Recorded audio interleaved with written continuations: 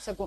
ये एक छोटा सा मोटिवेशनल वीडियो है जो बहुत टाइम से पेंडिंग था और आज की क्लास में या आज जो है ये सही टाइम है क्योंकि आगे आने वाले हैं एग्जाम्स। तो जो चीजें आप कर चुके हो या जो भी पढ़ाई या जो भी कंटेंट आपने उठाया है उसकी अगर आप प्लानिंग प्रॉपर नहीं करोगे, यानी कि प्रॉपर प्लानिंग से आप एग्जाम में नहीं जाओगे, तो वो जितना भी कंटेंट है या जितनी भी तैयारी है हो सकता है वो कहीं ना कहीं धरी की धरी रह जाए। तो वो जो भी आप तैयारी कर रहे हो, जो भी क्लासेस आप कर रहे हो, जो भी कुछ सीख रहे हो, उसको कैसे एग्जीक्यूट करना है अपने लेवल पे।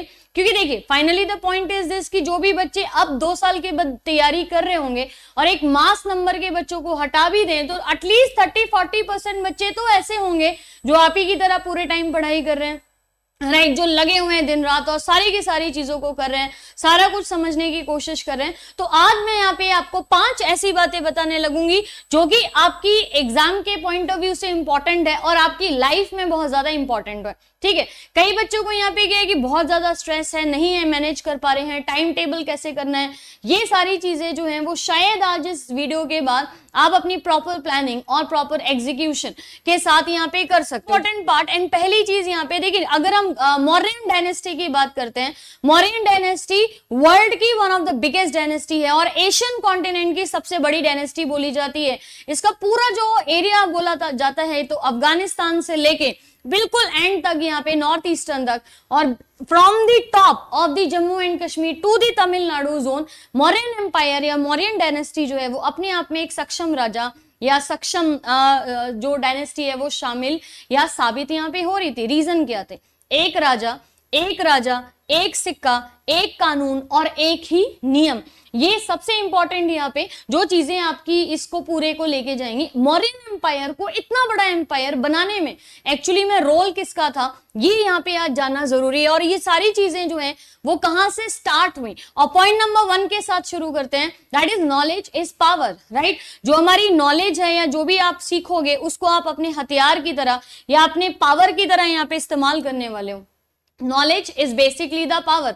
नाउ किसकी हम बात कर रहे हैं यहाँ पे? चंद्रगुप्त और चाणक्य की हम बात कर रहे हैं। चंद्रगुप्त के लिए अगर मैं चाणक्य की बात करूं तो Chanakya one of the intelligent persons, और देखिए भारत में गुरुओं का बहुत ज्यादा महत्व रहा है, चाहे वो महात्मा बुद्ध हो, चाहे उसके बाद वाल्मीकि गुरु हो, बहुत सारे गुरु हैं जिनका बहुत ज्यादा इंपॉर्टेंट जो रोल है, जिन्होंने हृदय परिवर्तन की बात करें, अशोका इतना बड़ा रूलर, उसका हृदय परिवर्तन हो जाता है कलिंगा वॉर के बाद। नाउ ये सारी स्टोरी या पहला पॉइंट जो आपको लर्न करना है, नॉलेज आपकी अल्टीमेट पावर है, या जितनी भी चीजें आप सीखोगे पढ़ोगे वो आपकी अल्टीमेट पावर है। और ये नॉलेज आएगी आपको किताबों से, ये नॉलेज आएगी आपको इंफॉर्मेशन लेने से, बहुत सारी चीजें जो पढ़ने वाली चीजें हैं उनसे, ना कि कोई भी कुछ चैनल या शोज या इन सब देखने से। नाउ द पॉइंट नंबर 2, यहाँ पे शुरुआत होती है कि धनानंद जो लास्ट रूलर या जो लास्ट डायनेस्टी थी उसके द्वारा चाणक्य का किया गया था अपमान। देखिए जब तक धनानंद ने चाणक्य के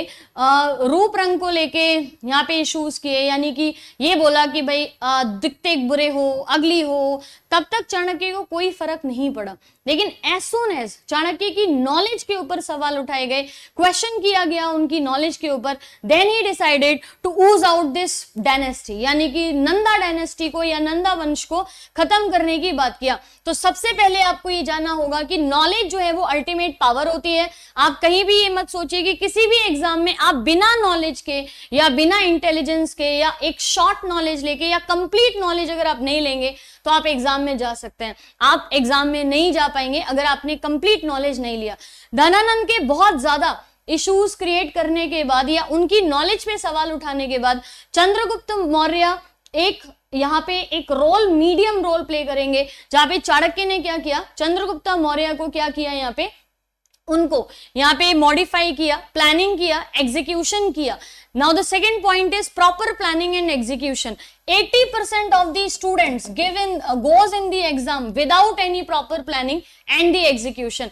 first of all the planning is important कि आप कौन से एग्जाम की तैयारी करने जा रहे हो, किस एग्जाम में आप बैठने वाले हो और कौन से एग्जाम का नेचर क्या है।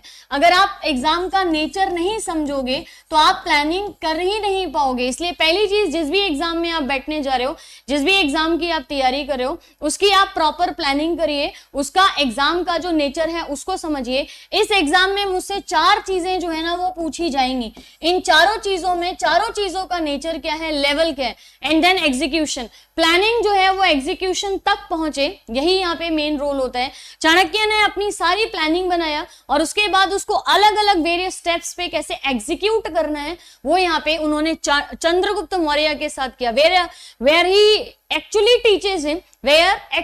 टीचेस हिम प्रॉपरली, उनको गाइडेंस दिया। देखिए, चंद्रगुप्त मौर्य कोई जन्म से राजा नहीं था, राजा का बेटा ही राजा बनेगा, ये नॉर्म्स जो है वो चाणक्य ने तोड़ी। चंद्रगुप्त मौर्य को अच्छी शिक्षा दी, उनको पावर दिया, कॉन्फिडेंस जो है ना वो चाणक्य ने दिया यहाँ पे, उनको लड़ने का कॉन्फिडेंस, उनको चीजों का ये confidence. Now this might be come due to the planning and execution. अगर आप प्लानिंग नहीं करोगे तो आप एग्जीक्यूट उस चीज को नहीं कर पाओगे। That is what the second point जो आपको अपनी तैयारी में रखना है। Now third thing is get out of your comfortable zone, right, get out of your comfortable zone. देखिए, हम लोग को लगता है कि हम बिस्तर में लेट के फोन पकड़ के अगर पढ़ाई करेंगे, लेट के बिल्कुल बढ़िया से आराम में, तो हम बहुत सीख जाएंगे। हम वीडियो तो देख ही रहे हैं, हम सीख जाएंगे। क्या ये पॉसिबल है? आपका ब्रेन जो है ना वो आपको एक कंफर्टेबल जोन में ही रखना चाहता है, बट अगर ये ब्रेन को आप कंफर्टेबल जोन से थोड़ा सा बाहर निकालोगे, चीजों को अपने लेवल पे करोगे, अपने अस्त्र शस्त्र जो है ना उनको इस्तेमाल करोगे, then you will be in a better position. Comfortable zone की अगर हम चाणक्य और चंद्रगुप्त की बात करें, चाणक्य जो है ना ये क्या करते थे कि अब चंद्रगुप्त मौर्य के खाने में बहुत ही थोड़ा सा पॉइजन मिलाया जाता था, बहुत ही थोड़ा सा जहर मिलाया जाता था।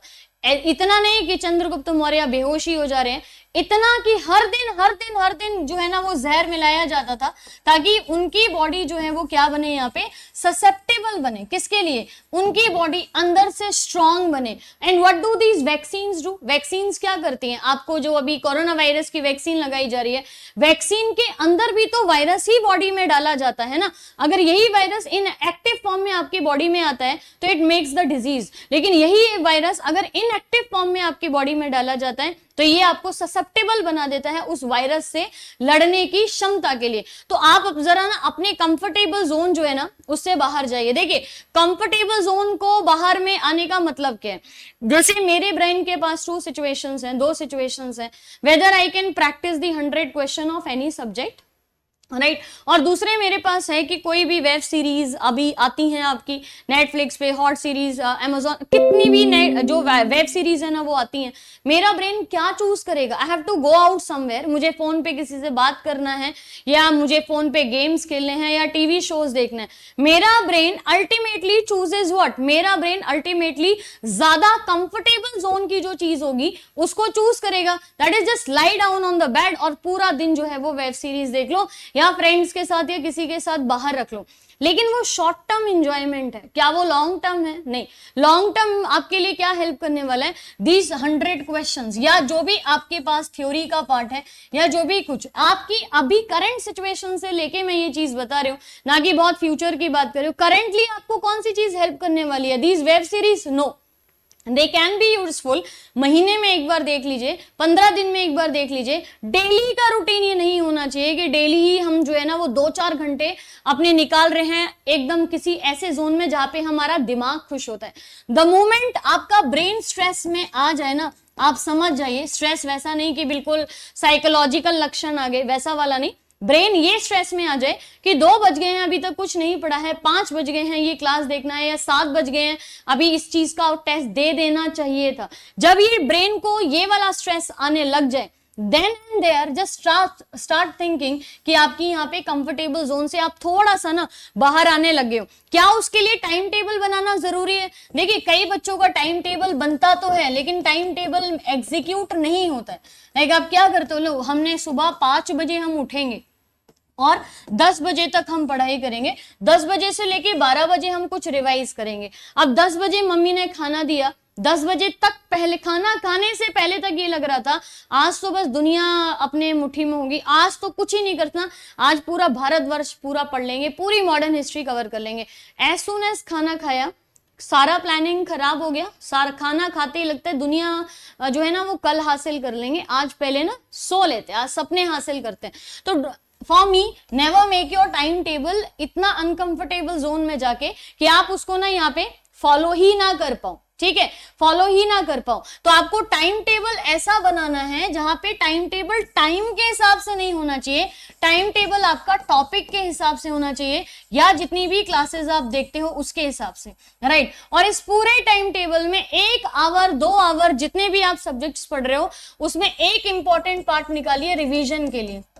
अगर आप ऐसे ही ना चीजें कलेक्ट करते रहेंगे, चीजें पढ़ते रहेंगे, 50 एक एक हफ्ते में आप क्लासेस देखेंगे या आप इतने क्वेश्चंस कलेक्ट कर रहे हो लेकिन उसका कोई यूज नहीं। देखिए, खाना जब तक खाना अच्छा नहीं होता है, जब तक खाना एब्जॉर्ब ना हो।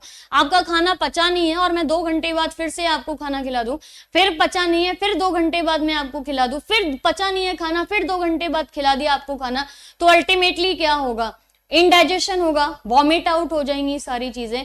वॉमिटिंग का मतलब सब चीज खराब, खत्म, राइट। अब यही चीज आपके साथ हो रही है सिलेबस को लेके या थ्योरी पार्ट को लेके या बहुत सारी चीजों के साथ, राइट। एग्जाम से पहले आप पैनिक करना लग जाते हो, आप चीजें वाइजली चूज नहीं करते हो। Choose your things wisely. ऐसा ना हो कि आप 18 घंटे क्लासेस तो देख रहे हो लेकिन अगले दिन उन 18 घंटे की क्लासेस में से आपसे 50 क्वेश्चन बनवाने को पूछे, आपसे वो 50 क्वेश्चन जो है ना वो नहीं हो रहे हैं यहाँ पे, ठीक है, नहीं हो रहे हैं यहाँ पे, राइट। ये चीज थोड़ी सी याद रखना है कि जितनी भी चीजें आप कर रहे हो पूरे दिन में उतनी सारी चीजें जो है वो आपका रिवीजन होना चाहिए। आज जो भी पढ़ा है अगले दिन शुरुआत करने से पहले कल का दिन का रिवीजन होना चाहिए, तो ही आपके पढ़ने का फायदा है। और मुझे पता है 90% आप में से ये चीज कोई एग्जीक्यूट नहीं कर रहा है, पिछले दिन का कोई रिवाइज नहीं कर रहे हैं, सिर्फ चीजें आगे आप बढ़ा के ले जा रहे हो, नेक्स्ट डे कुछ पढ़ ले रहे हो यहाँ पे, लेकिन पीछे का तो कुछ अता पता नहीं है। अब जब ये टाइम एक एक दिन का तो पता नहीं चलता, जब आपके पास 2 महीने निकल जाएंगे, 3 महीने निकल जाएंगे, तब क्या लगेगा, 3 महीने बाद उठा के देखिए अपना पहले दिन का किताब, ब्लैंक होगा सब कुछ, तो आपके पीछे के 3 महीने खराब जा रहे हैं। हर दिन जब आप आगे बढ़ते हो और आप रिवाइज नहीं करते हो तो पिछले के 2 या 3 महीने, आपके पिछले जो भी 2-3 महीने हैं वो खराब जा रहे हैं। सो फर्स्ट ऑफ ऑल आज ये डिसाइड करना है इस वीडियो के बाद बैठ के कि आपको एग्जैक्टली रिवाइज कब करनी है चीजें, कौन सा टाइम जो है वो रिवीजन में देना है। और दूसरा चीज याद रख लीजिए कि select the time and select the content, right. Time select करिए और कंटेंट जो है वो सिलेक्ट करिए। एक ही पर्टिकुलर सब्जेक्ट के या एक ही पर्टिकुलर चीज के 10, एक टॉपिक के 10 चीज नहीं करिए, 10 बार एक ही टॉपिक को पढ़िए, समझ रहे हैं ना। एक ही टॉपिक को अलग अलग 10 जगह से नहीं करिए, जबकि एक ही टॉपिक को 10 बार पढ़िए, शायद आप लोगों के वो चीज ज्यादा मायने यहाँ पे रखेगी। अपना कंफर्टेबल जोन जो है ना वो बना लीजिए कि आपका कंफर्टेबल जोन जो है ना वो क्या है, उसके हिसाब से। Same for the time. अब कोई बोलते हैं अरे सुबह उठ के पढ़ेंगे तो सरस्वती बैठी होती है और सरस्वती माता आपको मदद करेंगी पढ़ने के लिए। अब हम उनमें से हैं कि जो सुबह उठते हैं तो सोते हैं ज्यादा, पढ़ते हैं कम, या सोने पे ज्यादा फोकस रहता है, पढ़ने पे फोकस रहता है कम, राइट। तो आप सबसे पहले ये देखो कि पूरे दिन में आपका कंसंट्रेशन लेवल सबसे अच्छा किस टाइम जाता है। 5 बजे से लेके रात के 12 बजे तक, 5 to 12, या इवन आप में से कई ऐसे भी होंगे जो राक्षस प्रजाति के हैं, है ना। मेरा वही वाला हाल है, रात में चीजें अच्छे से समझ आने लगती हैं, जब एकदम कहीं से शोर ना आ रहा हो, सारी चीजें शांत हो ना, तब चीजें पढ़ने में ज्यादा अच्छा लगता है। तो आप पहले ये डिसाइड करिए कि इस पूरे 24 घंटे के टाइम में, 24 घंटे की सुई में आप कौन सा आवर जो है ना, ये बताओ कि कौन से आवर में आपको पता लग रहा है कि हाँ ये मेरा बेस्ट आवर है। हर किसी के साथ होता है ये, आपकी पूरी 24 घंटे में से आपका जो सेरोटोनिन रिलीज होगा वो बहुत अच्छे से होगा, हैप्पी हार्मोन, पढ़ाई तभी होती है।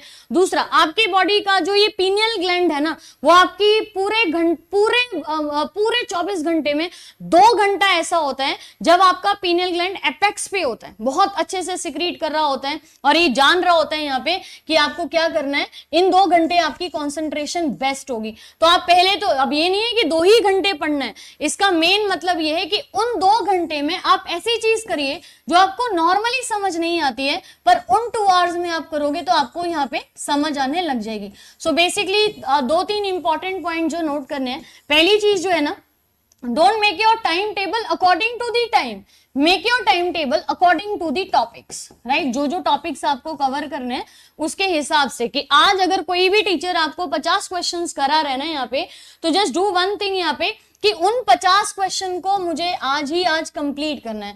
जो भी टॉपिक आप पढ़ रहे हो, जो भी सब्जेक्ट आप पढ़ रहे हो, जिससे भी पढ़ रहे हो, make the time table according to the topics, not according to the time.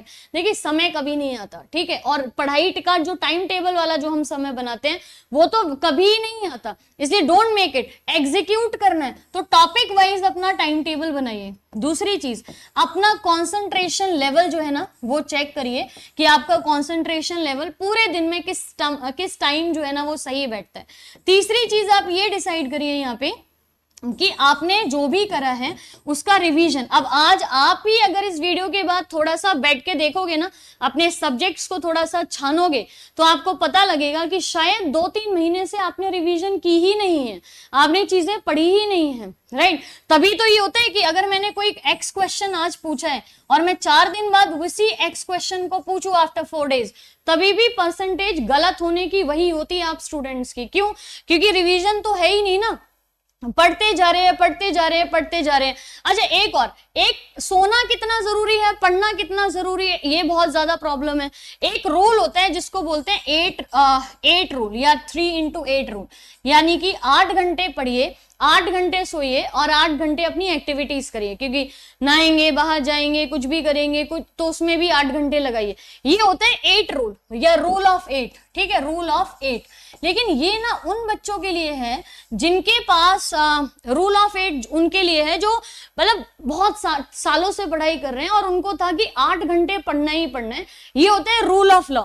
Now the point is this, आप जब ये हो कि भाई एसएससी के एग्जाम की डेट्स आ गई है, रेलवे के एग्जाम की डेट आ गई है, तब आपका ये जो 8 घंटे है ना ये कन्वर्ट हो जाना चाहिए 12 आवर्स में। यानी कि आपके 24 आवर्स में क्या करना है आपको, आपके इन 24 आवर्स में से एटलीस्ट आप ये निकाल लीजिए कि आपकी इस घड़ी का आधा टाइम जो है ना वो अब जाना चाहिए पढ़ने के लिए, यानी कि 12 आवर्स। 12 आवर्स में आप जो वीडियोस देखते हो वो भी इंक्लूडेड है, जो रिवीजन करते तो नहीं हो, अभी तक तो नहीं करते हो, आई एम डैम श्योर। आप रिवाइज जो कर रहे हो वो भी आपके इसी पार्ट में इंक्लूडेड होना चाहिए, जो आप पढ़ रहे हो वो भी, है ना। तो स्टडीज हो गए, रिविजन हो गए, वीडियोज वगैरह जो भी आप देखते हो वो इस 12 आवर्स के अंदर होना चाहिए। आप में से अगर कोई भी पर्सन XYZ कोई भी पर्सन ये देख रहे हैं ना, या ये सोच रहा है ना कि मैं 12 घंटे बस वीडियो ही देखूं सारी, या 12 घंटे जो है वो नया ही चीजें पढ़ता रहूं यहाँ पे और पुराने चीज को मैं हाथ भी ना लगाऊं ना, तो at the end of for a month or 2 months you will be zero on the content of your absorption। Content तो फुल होगा आपके पास, 100% होगा, आपने पढ़ा भी टाइम से, सब कुछ अच्छे से किया है, but if you are not revising the thing तो एब्जॉर्प्शन जो है ना वो जीरो हो जा रही है। पचा कहाँ पे चीजें, पची तो है ही नहीं, सिर्फ खाई हैं चीजें, पची नहीं है। So that is why comfortable zone के बाहर निकलिए यहाँ पे, राइट, कंफर्टेबल जोन के बाहर निकलिए, चीजें पढ़ना शुरू करिए, जो रूल है उसको थोड़ा सा चेंज कर दीजिए। एंड मैं बार बार एम्फेसिस कर रही हूं, revision is the key of success. अगर आप पढ़ाई कितनी भी करेंगे, आप चीजों को रिवाइज नहीं करेंगे, you can not qualify any of the single exam.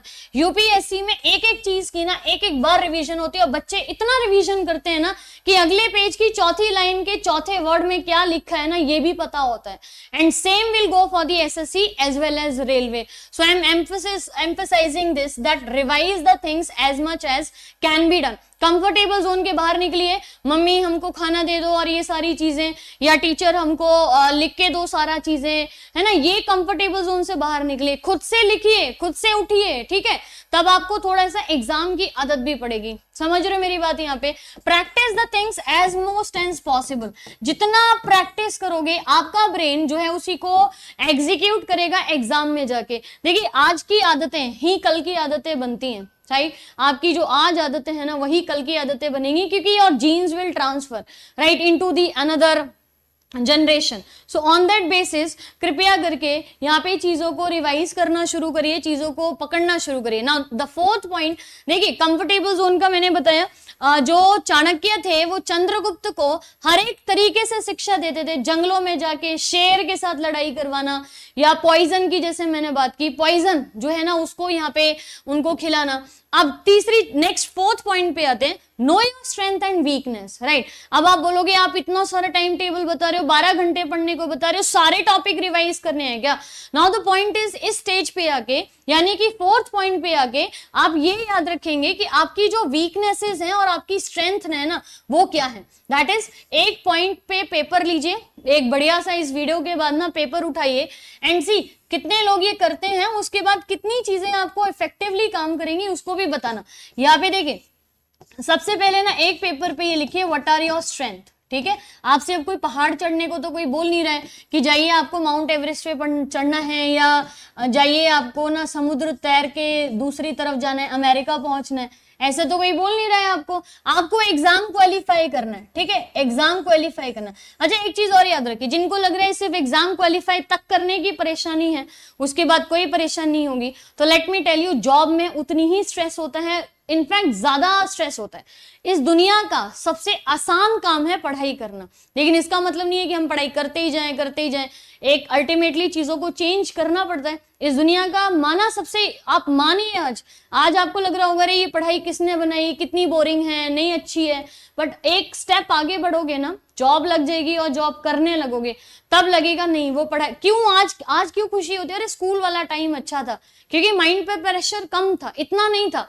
College आए तो प्रेशर बढ़ा, उसके बाद यहाँ तैयारी की तो और भी प्रेशर बढ़ा।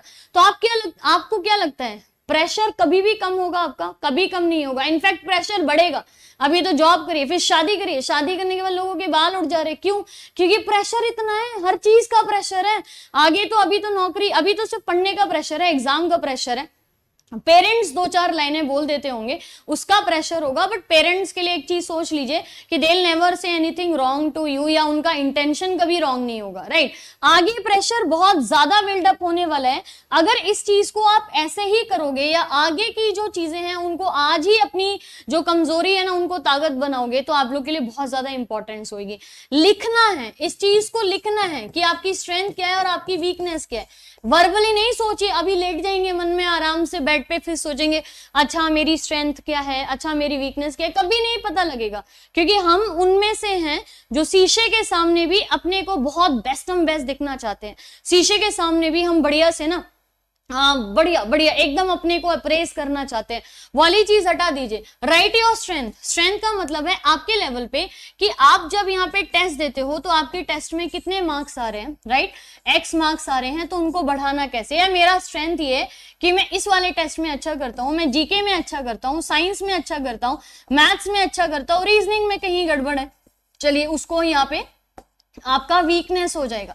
राइट योर स्ट्रेंथ कि मैं 24 आवर्स में से किस टाइम पे ना अच्छे से कंसंट्रेट यहाँ पे कर सकता हूँ।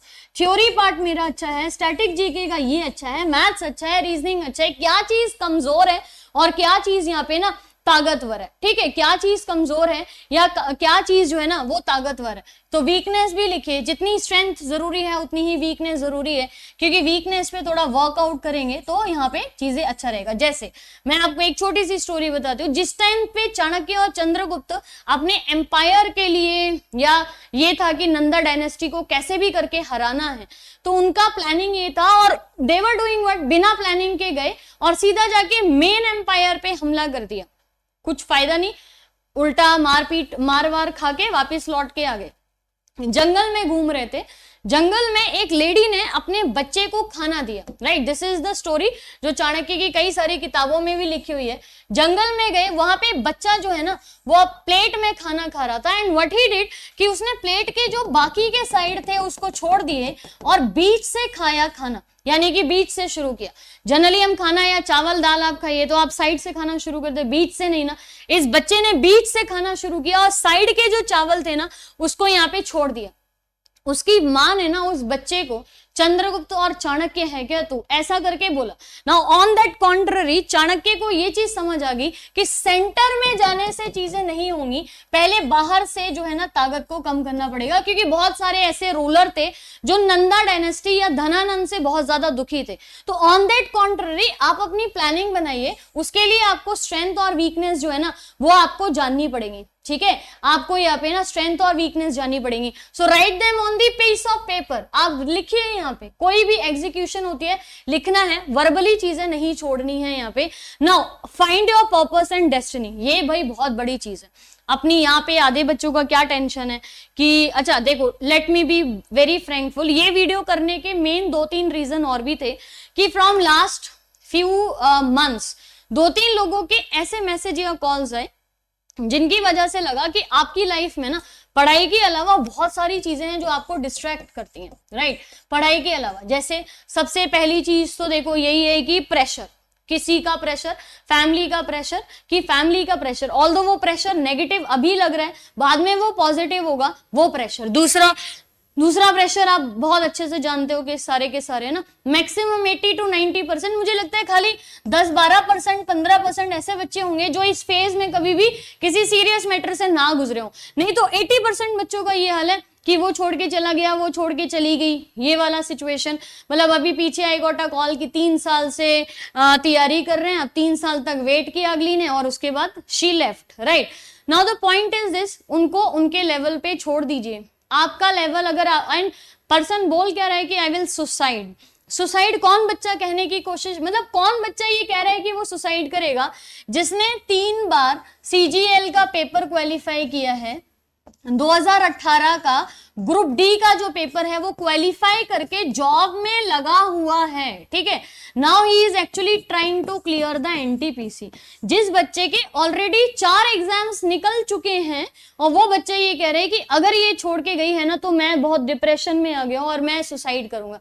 आप ये सोचो, वॉज दी अल्टीमेट गोल, आपका अल्टीमेट गोल वही था क्या या वही थी क्या? नहीं, वो चीजें ना you laugh at the end जाके ना, आप काफी समय के बाद ना आप हंसोगे इन सारी चीजों पे अपनी जिंदगी में। और दूसरी चीज ये ना, जो चीजें गई वो आप लोगों के लिए थी ही नहीं, ये तो सोचो यहाँ पे। जस्ट रिमेंबर दिस लाइन, जो चीज आपके पास से चली गई ना वो आपकी कभी थी ही नहीं या था ही नहीं, या कोई चीज, या जॉब के लिए भी ये इंप्लाई होता है।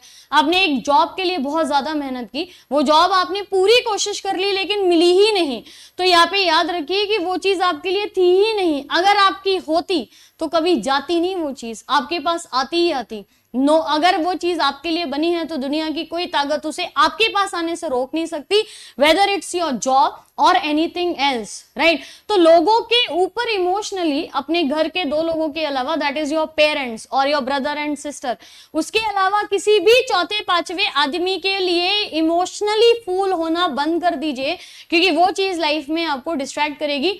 आप अपना मेन पर्पस और डेस्टिनी जानिए ना, क्या वो आपकी अल्टीमेट डेस्टिनी थी वो चीज, ये बताओ मुझे। और इस चीज के लिए बहुत ज्यादा इश्यूज है ना आपके लाइफ में आते, ठीक है।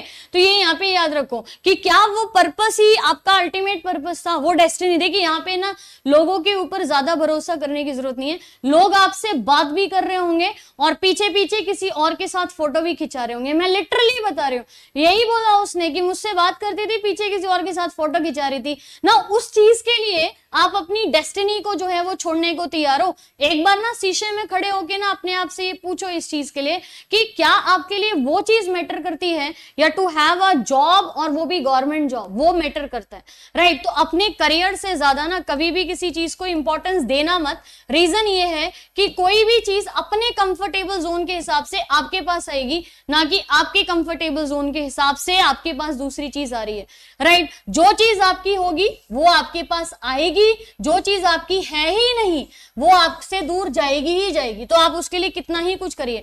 Now the point is this, only one thing जो आपकी नहीं है लेकिन फिर भी आप उसे अपना बना सकते हो ना, वो है आपकी जॉब।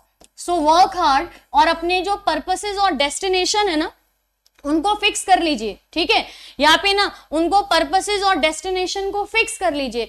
जब तक बिना किसी एम के पढ़ाई की जाती है ना वो पढ़ाई बेकार होती है। अब आप जैसे, आपका मैक्सिमम बच्चों का एम क्या है कि चलिए यहाँ पे ना हमको क्या करना है, हमको आरआरबी का ग्रुप डी का जो पेपर है वो क्वालिफाई करना है, और उसके बाद बहुत सारे और भी टारगेटेड होंगे कि एसएससी का एग्जाम, फिर उसके बाद रेलवे, और उसके बाद यहाँ पे आप यूपीएससी की तैयारी तक भी पहुंचने वाले हो। कई लोग यूपीएससी का सपना देखे है ना, वो नौकरी नहीं होती है, नौकरी ना उसके नीचे की सारी होती है, लेकिन यूपीएससी नौकरी नहीं होती, वो चाकरी होती है, नौकरी चाकरी, है ना।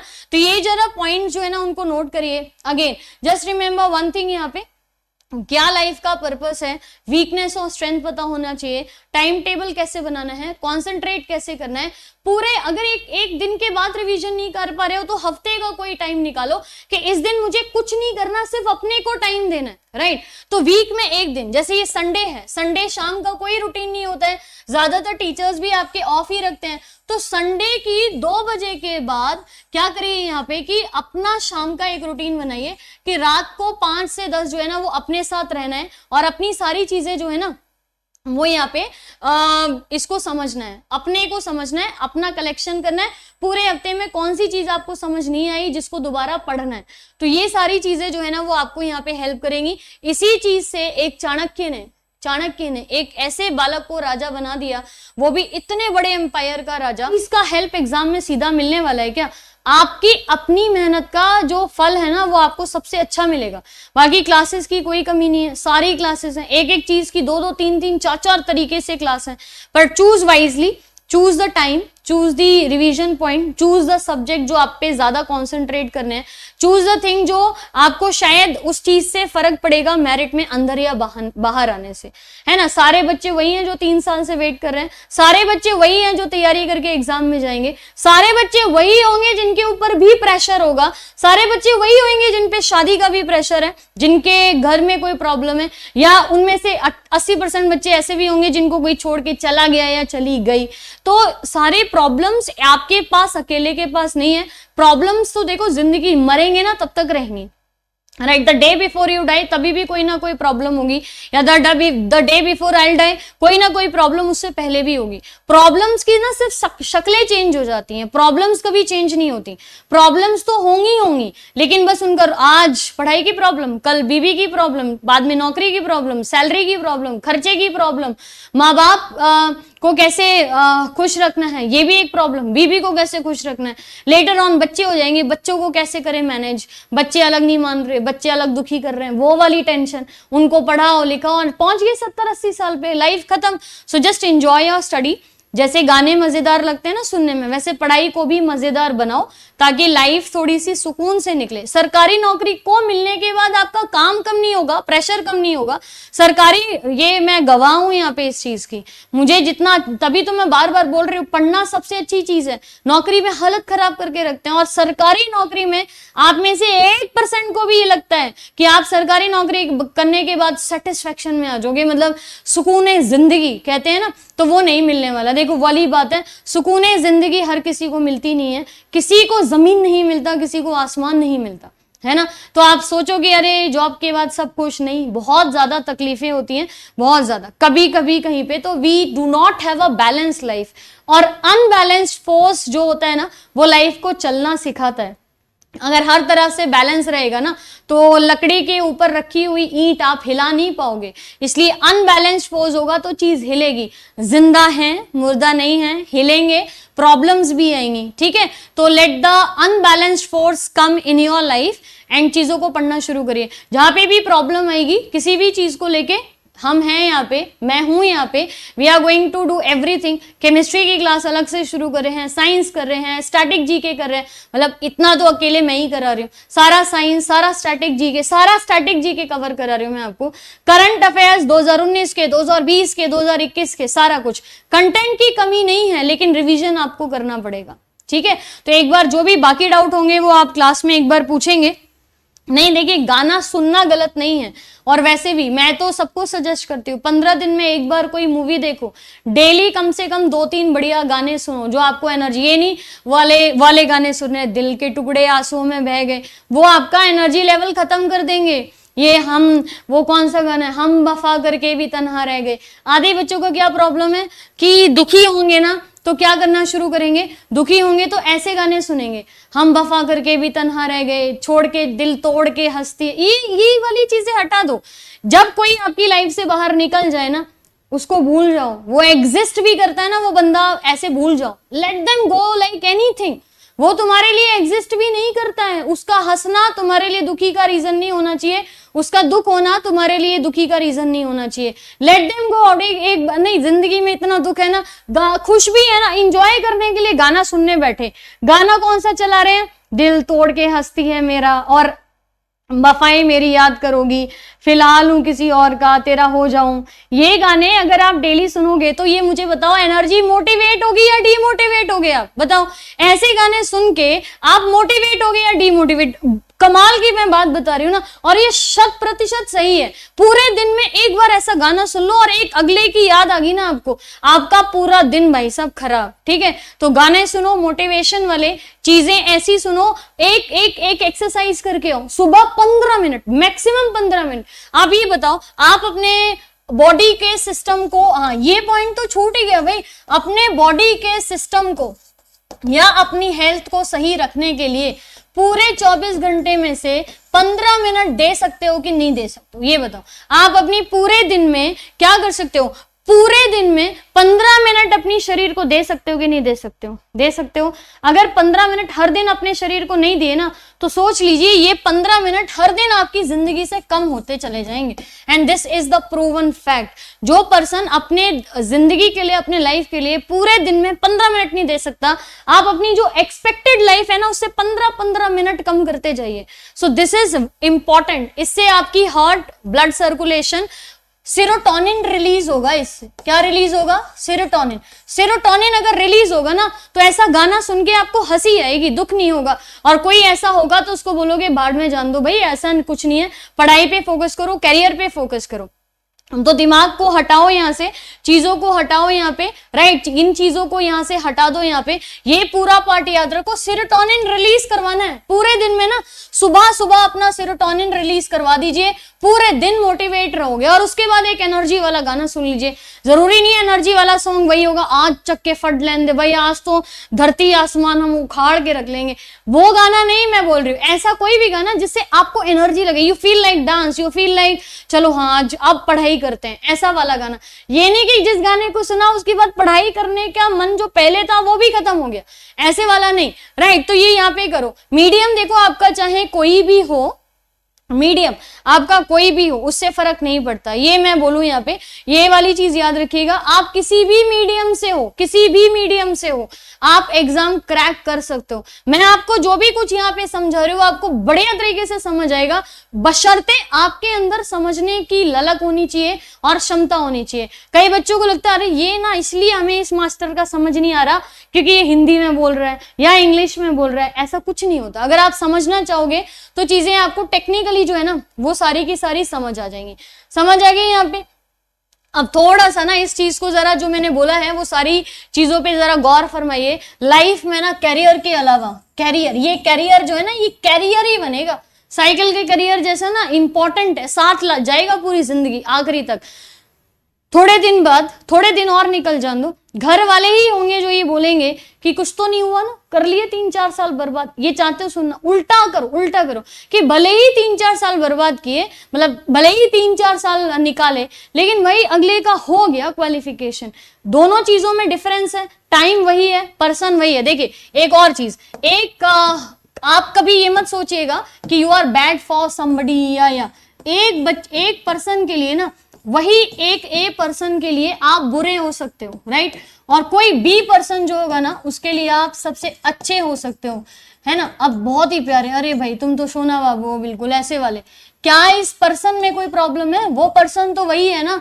किस चीज में प्रॉब्लम है? सिचुएशंस में है, राइट। तो अपने पेरेंट्स को भले ही 3-4 साल बाद ही वो ये बोले कि भाई अगले ने 3-4 साल लगाए लेकिन एग्जाम क्वालिफाई करा, ये सुनने में आपको ज्यादा खुशी होगी रादर देन 3-4 साल लगाए तभी भी कुछ नहीं हुआ। बहुत ज्यादा डिफरेंस तो नहीं है लाइन में, लेकिन ये आपकी दुनिया जो है ना ये पलट देगी। तो आई जस्ट होप कि आप सारी चीजें बढ़िया से क्वालिफाई करें। यहाँ पे आपकी जितनी भी चीजें हैं वो आप याद रखिए कि किस तरीके से ना आपको चीजें लेके जानी है, how you have to perform your activity.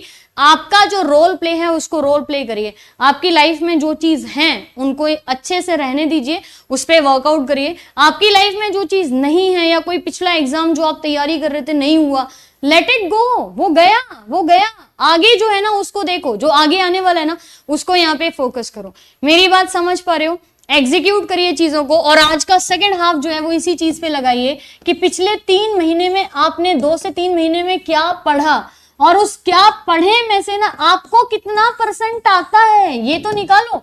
अभी और 2 महीने पढ़ लोगे, अगस्त तक एग्जाम है, तब तक और पढ़ लोगे, हो गए 5 महीने।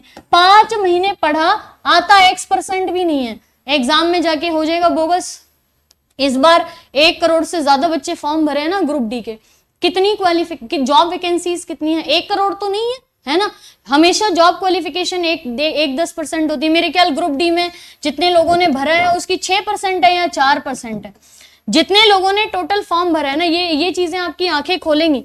टोटल 100% जिन बच्चों ने फॉर्म फिल किए हैं और वैकेंसीज के हिसाब से देखा जाए तो वो शायद 4.2% ही बन रही है। यानी कि ये परसेंटेज है 100% में से खाली 100% बच्चे जो बैठेंगे ना 100%, उनमें से खाली वो 4.2% बच्चे ही हैं जो क्वालिफाई करेंगे। अब उन 4.2% में से आप हो या नहीं हो, ये अब आगे के 2 महीने डिसाइड करेंगे। सो पहली चीज आप लोग से यही रिक्वेस्ट है, पेपर पेन उठाइए, पीछे पढ़ा हुआ सारा चीजें जो है वो रिवाइज कर लीजिए। पेपर पेन उठाइए, अपनी स्ट्रेंथ और वीकनेस लिखिए। पेपर पेन उठाइए और आगे क्या पढ़ना है, क्या एग्जीक्यूट करना है वो लिखिए। Writing on a paper can improve your efficiency to 20%। Writing on a paper will make you effective, right. तो मैं आपसे यही उम्मीद करती हूँ कि आप सारा कुछ जो है ना वो यहाँ पे पेपर पर लिखोगे। देखो द पॉइंट इज दिस, बहुत मेहनत लगती है, बहुत पेशेंस लगते हैं, बहुत एनर्जी चाहिए होती है, बहुत जज्बा चाहिए होता है और बहुत ढीठ बनना पड़ता है। सच बता रही हूं मैं, आप लोग को अगर कोई एग्जाम क्वालिफाई करना है ना, ढीठ बन जाइए।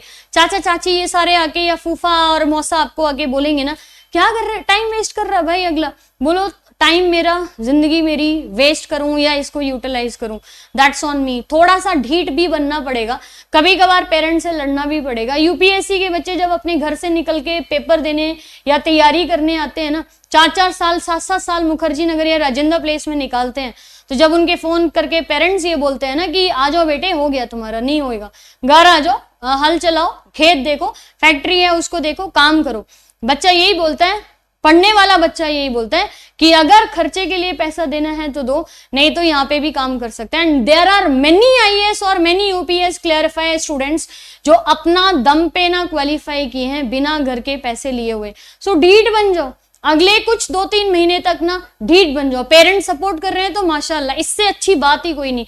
लेकिन अगर थोड़ा भी ना ऐसा है कि उनपे रिश्तेदारों का प्रेशर ज्यादा आ रहा है, सोसाइटी का प्रेशर ज्यादा आ रहा है, तो आपसे कुछ कहने की कोशिश कर रहे हैं, ढीठ बन जाओ। एग्जाम क्वालिफाई करना है तो ढीठ बन जाओ, एक ही तरीका है। और ढीठ लेकिन बनना तभी है जब अपने को पता हो, ये ना अरे हमसे होगा नहीं, चलो फिर भी ढीठ बन जाते हैं, क्या दिक्कत है, फिर भी ढीठ बन जाते हैं। ऐसा नहीं है, ऐसा बिल्कुल भी नहीं है। आपके मन में जब हो ना कि आप तैयारी ऐसी कर रहे हो, जब आपको पता हो कि आने तो दो एग्जाम, क्वालिफाई करूंगा मैं, तब ढीठ बनना है, ठीक है, तब ढीठ बनो, ताकि आगे 3 महीने बाद जब वो इसी चीज को देखेंगे ना तो दे विल रिग्रेट, यार किसको मना नहीं करना चाहिए था। तो यहाँ पे ना क्वालिफाई करो चीजें, और ये सारी चीजें ना मैं आपको अपने खुद के एक्सपीरियंस से बोल रही हूँ। After qualifying for government job मुझे पता है मैं कितनी ढीठ बन के ये तैयारी की है, कितनी चीजों में यहाँ पे रो के पढ़ाई की है, पूरा रात रोए हैं, लेकिन फिर भी सुबह पढ़े हैं इसी चीज के लिए कि नहीं पता नहीं कैसे होगा, आगे कुछ होगा कि नहीं होगा, आगे कुछ होगा कि नहीं होगा। तो don't take your things lightly, अपने आप को सेल्फ मोटिवेट करते रहो। सेल्फ मोटिवेट मैंने बोला ना कैसे करना है, शीशे में जाना है, come on Chintu you can do, come on Chintu you can do. तू नहीं करेगा तो कौन करेगा, तेरे 6th क्लास में तूने टॉप किया था, या तूने आज तक कभी टॉप नहीं किया लेकिन अब टॉप करके दिखा, ठीक है, come on Chintu, only you can qualify your exam. So these are the things will make you an excellence. आपकी लाइफ में देखो, पहली बात तो ये कि जिंदगी में आप किसी को खुश नहीं कर पाओगे। आप सोचो ना कि किसी ऐसा पर्सन आप उठा के लाओ और सोचो मैं इसको 100% खुश करूंगा। पेरेंट्स भी 100% कभी बच्चे से खुश नहीं होते, नीदर यू आर हैप्पी, ना कोई भी ऐसा नहीं है जिसको आप 100%, आपके 100% एफर्ट के साथ भी आप किसी ना किसी के लाइफ में विलन हो ही ना हो, कोई ना कोई तो बोलते यार बड़ा बदतमीज बच्चा है या बड़ा बदतमीज है ये दोस्त, और ऐसा बोलते ही है ना लोग। सो मेक योर सेल्फ थोड़ा सा कंफर्टेबल जोन के बाहर। आप जिंदगी भर किसी को खुश नहीं कर सकते हो, सो अपने आप को सबसे पहले प्रूव करना जरूरी होता है। बाकी देखिए जो आपका है वो आपको मिलेगा ही मिलेगा, दुनिया की कोई ताकत रोक नहीं सकती।